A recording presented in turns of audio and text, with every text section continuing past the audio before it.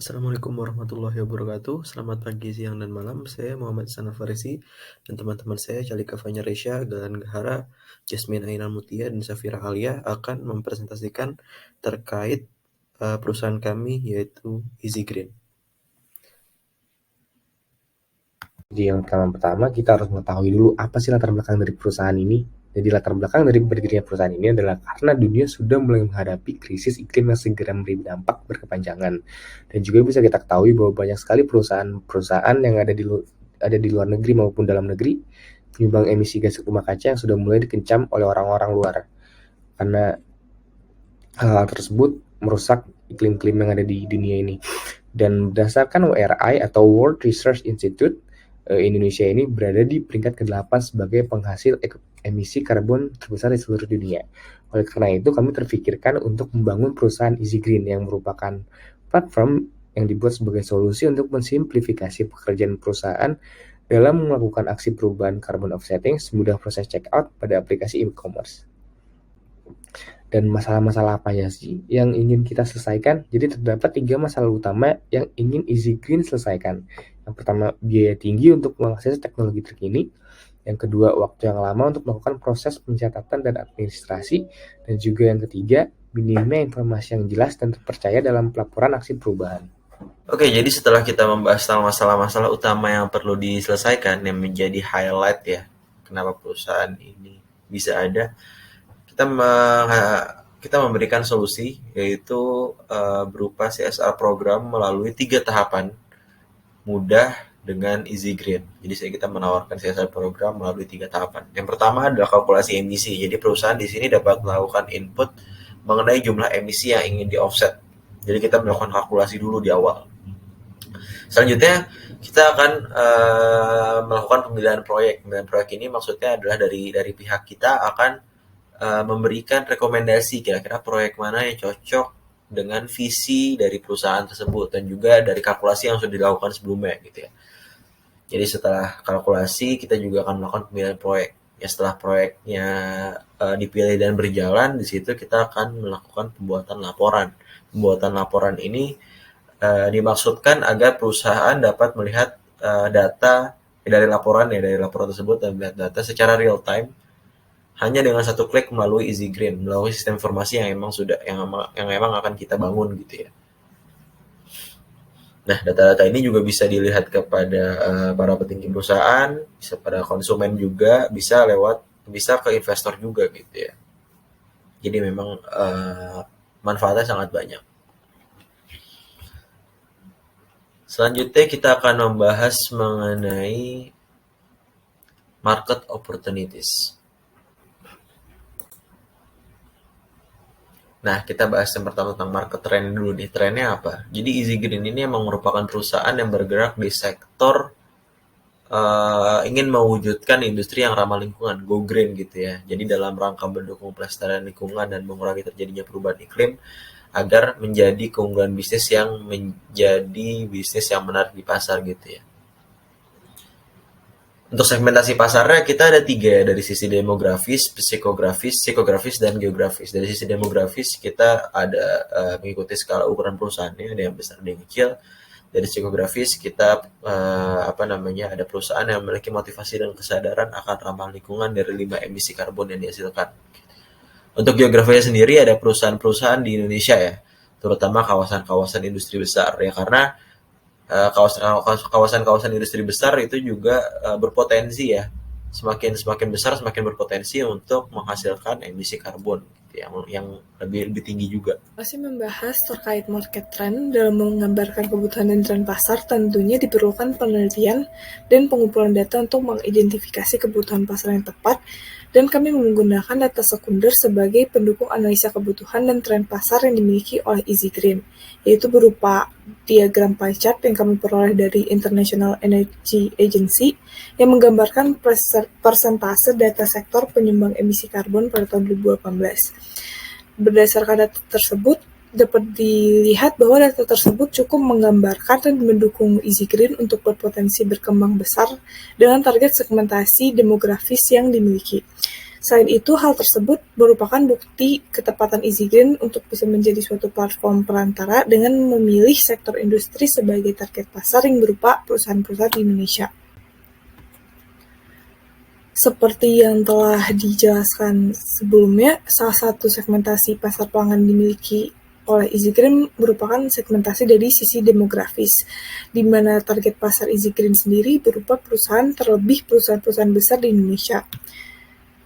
Hal ini dikarenakan perusahaan-perusahaan besar tersebut sukarela memberikan biaya yang besar dari layanan dan jasa yang diberikan EasyGreen dalam memudahkan mereka mencapai tujuan pengurangan emisi karbon. Selain itu, dengan tujuan untuk bisa mencapai segmentasi pasar yang ditargetkan, tentunya diperlukan strategi pemasaran untuk menciptakan dan mencapai hubungan optimal dengan pelanggan. Karena itu, penerapan customer relationship management yang baik itu cukup penting untuk dilakukan.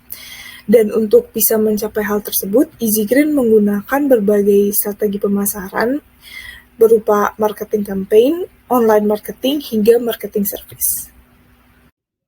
Namun, sebagai pelopor bisnis baru, tentu saja akan sulit bagi EasyGreen dalam mengembangkan bisnisnya karena diperlukan penelitian yang lebih mendalam mengenai implementasi bisnis karena sampai saat ini belum ada tolak ukur yang dapat dipelajari untuk dapat diterapkan ataupun ditiru akibat dari tidak adanya kompetitor yang spesifik tersebut, di mana hal ini menyebabkan kurang mampunya untuk dilakukan diferensiasi terhadap bisnis yang akan dibangun karena saat ini belum ada kompetitor yang spesifik yang ada di Indonesia. Meskipun demikian, hal tersebut tetap dapat menjadi suatu keunggulan ataupun peluang bagi EasyGreen untuk dapat berkembang akibat dari tingginya demand atau permintaan yang cukup tinggi dari perusahaan-perusahaan dan pastinya dengan ini ide bisnis ini dapat saja dengan mudah mendapat dukungan dari pemerintah dalam upaya meningkatkan ramah lingkungan dari negara kita. Selanjutnya kita akan membahas bagian seizing market opportunities atau perebutan kesempatan pada pasar.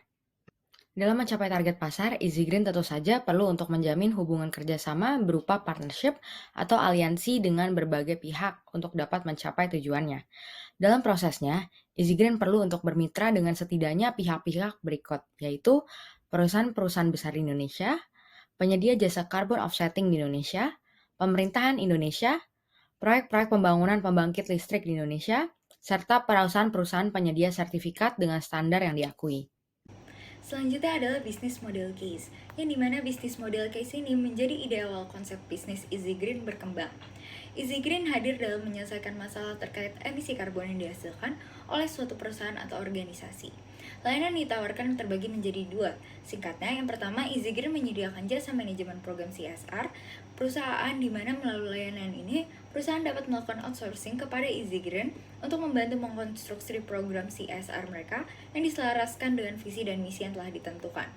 Dan yang kedua, EasyGreen juga menyediakan layanan penyediaan white label software untuk perusahaan-perusahaan untuk dapat digunakan dalam proses manajemen, pemantauan, dan perhitungan dari proses carbon offsetting mereka supaya menjadi lebih mudah, efisien, dan efektif.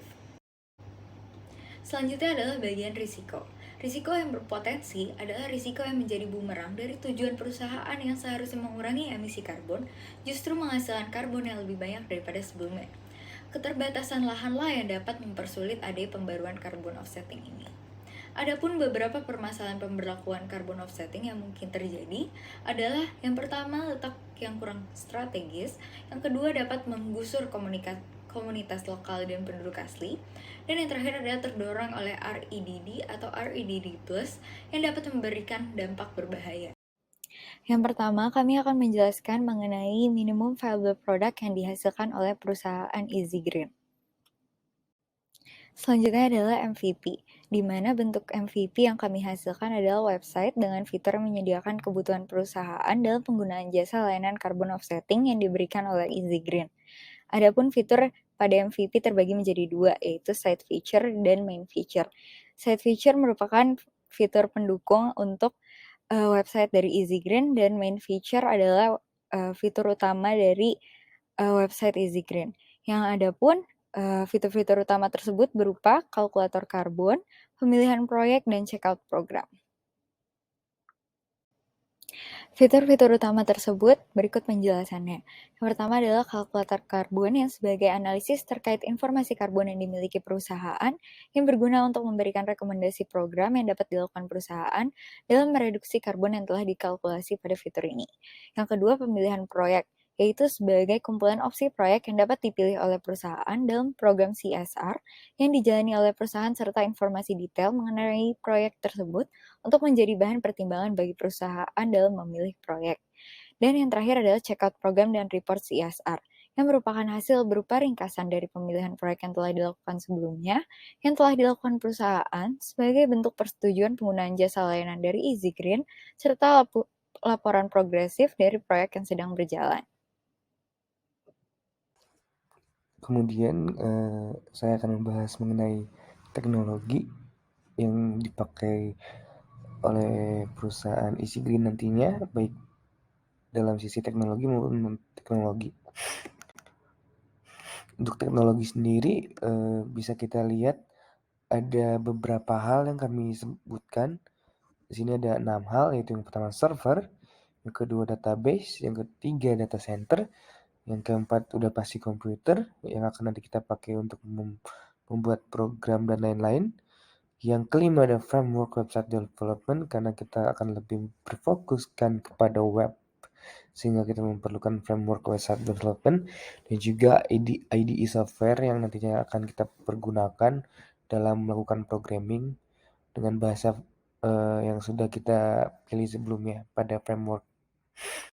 Untuk non-teknologi sendiri, kami hanya menyediakan 2 hal, yaitu tempat kerja dan tenaga kerja. Mengapa memilih tempat kerja? Karena dengan adanya tempat kerja, para tenaga nantinya bisa melakukan hal-hal seperti mengoding atau mungkin bertukar pikiran dengan tenaga kerja lainnya. Dan juga hal yang paling penting dalam non-teknologi kali di sini adalah tenaga kerja.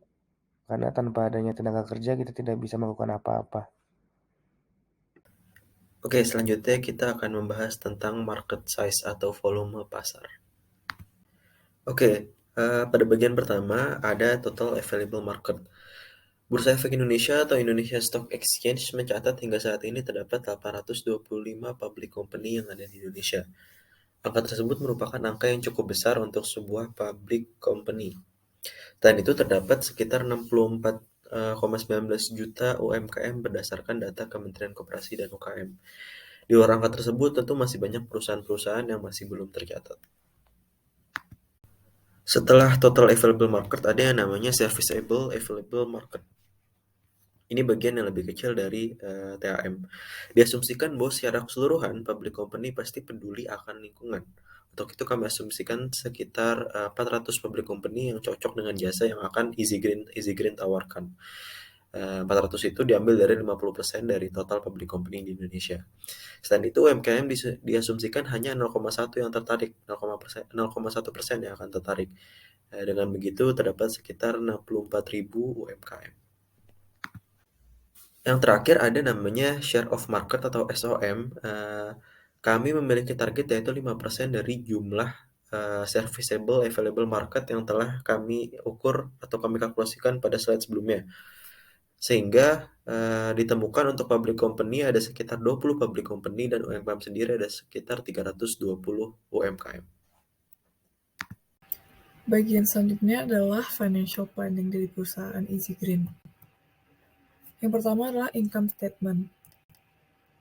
Jadi pada laporan income statement sendiri berisikan revenue serta expenses dari perusahaan. Jadi revenue sendiri merupakan jumlah dana yang dihasilkan oleh perusahaan dalam menjalani proses bisnisnya, baik dengan menjual barang maupun dengan menjual jasa. Dan juga expenses merupakan dana yang dikeluarkan oleh perusahaan untuk bisa menjalankan proses bisnisnya dalam menghasilkan revenue. Jadi dapat dilihat bahwa pada perusahaan Easy Green sendiri, sumber revenue-nya ada dari sales revenue dan juga service revenue.